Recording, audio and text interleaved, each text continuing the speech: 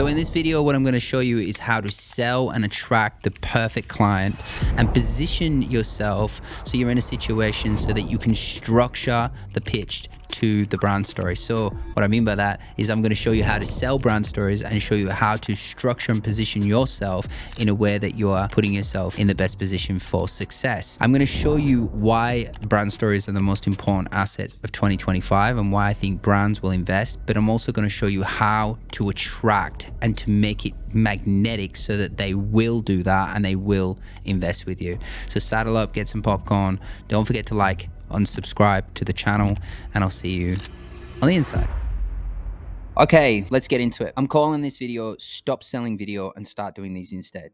So in 2025, you can't get away with just selling videos if you want to have any form of creative freedom or ever consider doing more than 10K a month. Now, most of you that are following me are doing between 8 and 12,000 and wanting to scale up to 50,000 per month. With new videographers jumping into the market at cheaper and cheaper prices and AI video looming, it's just around the corner. I think Sora has already been released now. You need to be doing more than batch content retainer offers.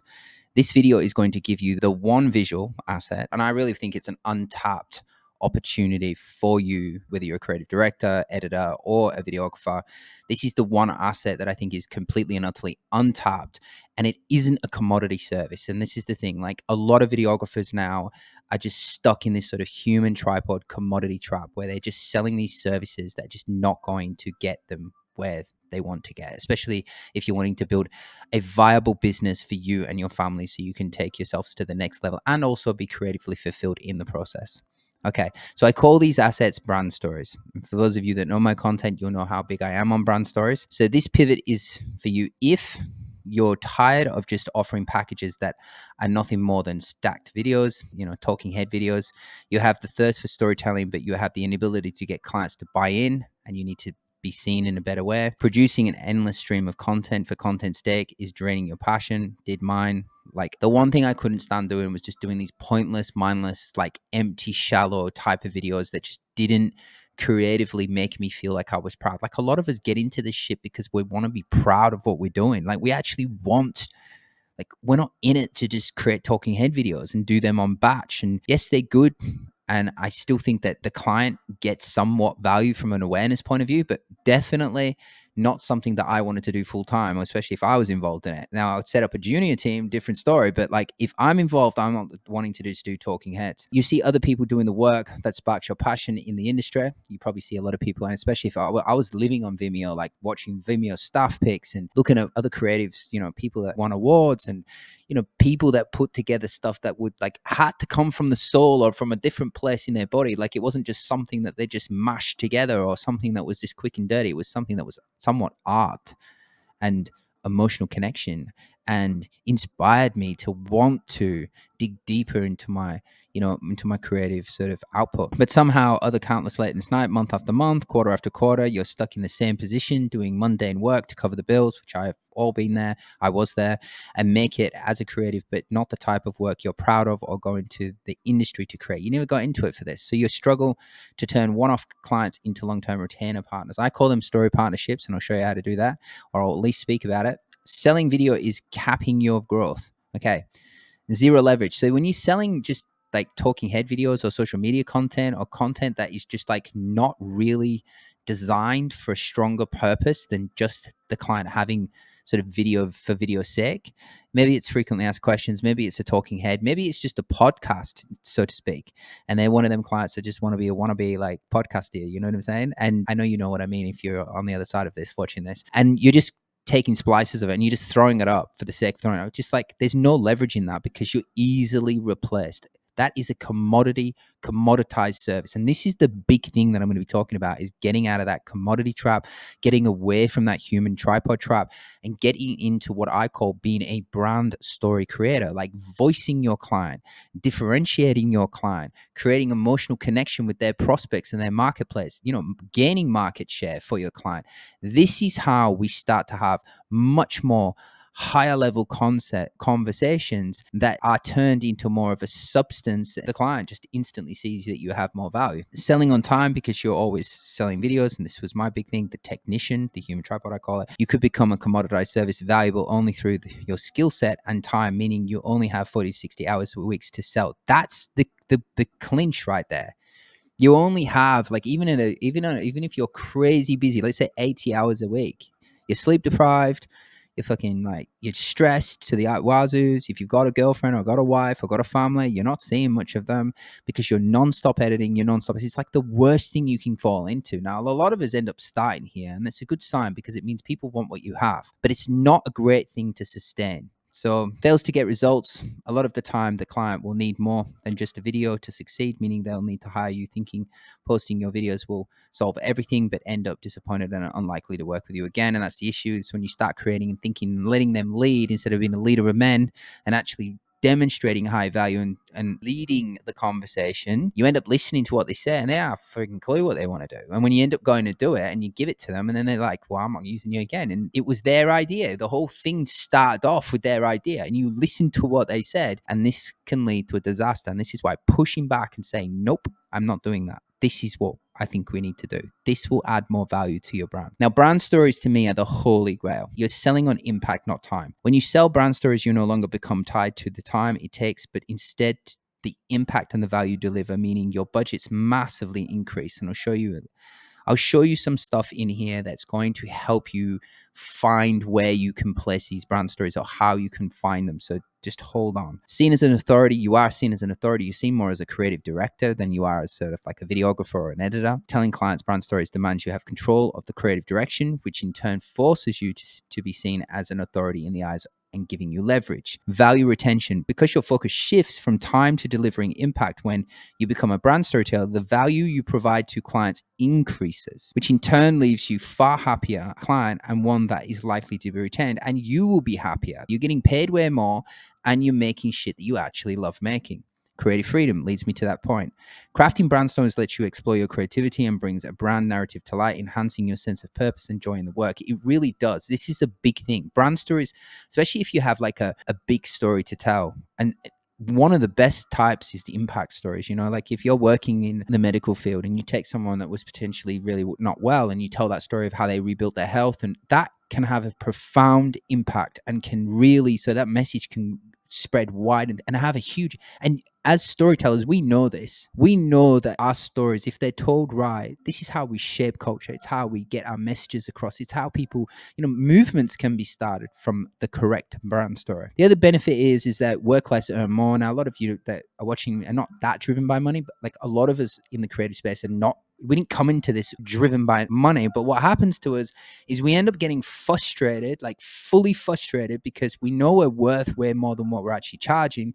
We end up delivering way too much to them, and we put far too much billable hours and shit we do behind the scenes, like, can you change this music? Can you change this? Can you change that? And the whole thing falls apart and you have to redo the whole thing. Like, the ideology of brand stories allows you to work less and earn way more money. A strong brand story attracts premium clients, which it does. It's not the type of, you do not want to track clients that are in sink and swim mode or in struggle mode, right? They don't value storytelling because they're not in a position to take market share or to even be differentiated. They're just literally keeping their neck above water. So a lot of people say, oh, I can't find people that would invest in that. It's because you're targeting the wrong people. You're not targeting the right clients, the clients with money. You want to solve rich people's problems. And it's not even rich people. It's just medium-sized, healthy businesses that have 300,000 to 500,000 in marketing spend.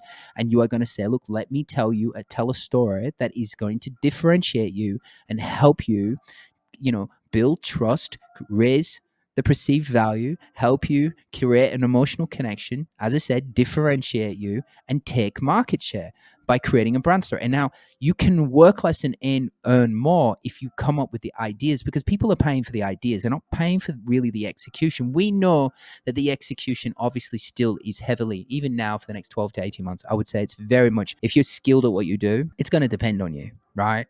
Because you're a creative director, you're muscle behind the actual feeling of everything. And so you're going to be needed still. I can't see robots going out and taking the film, but I can see Sora becoming somewhat of a problem, but not really, because to me, it just AI feels like autofocus. When autofocus came out on the Canon, it was like I was scared of it a little bit, and then I was like, no, this is fucking amazing. It just allows me to focus on the creativity.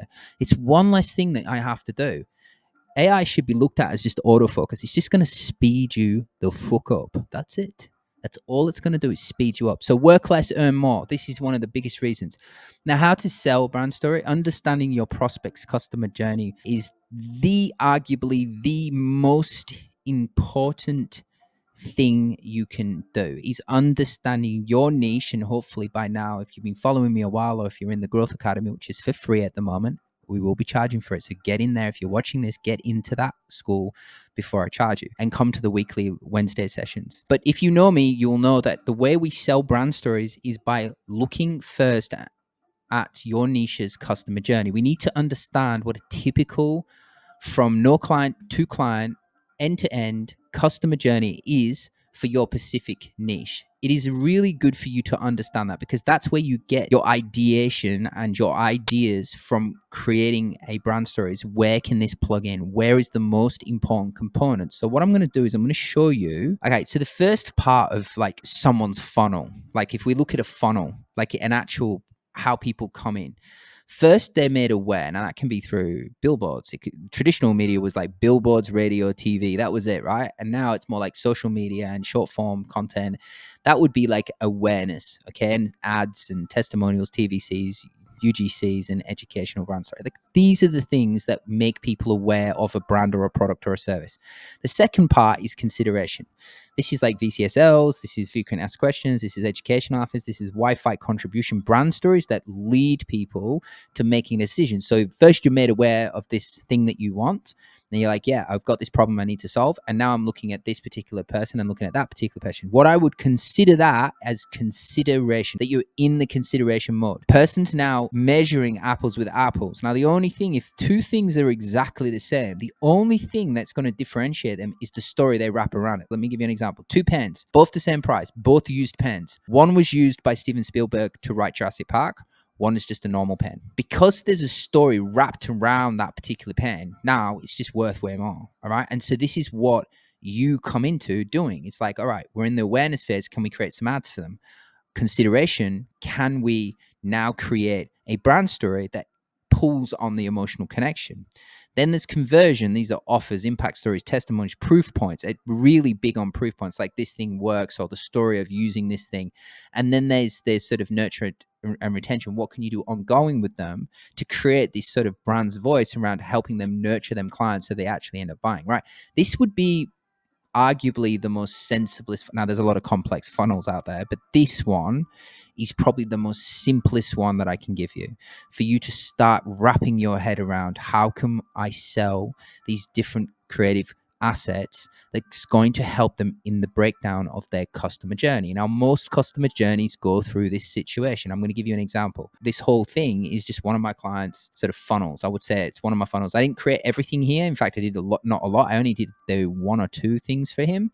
But first, what I did is I broke down, okay, where are you getting the awareness? Okay.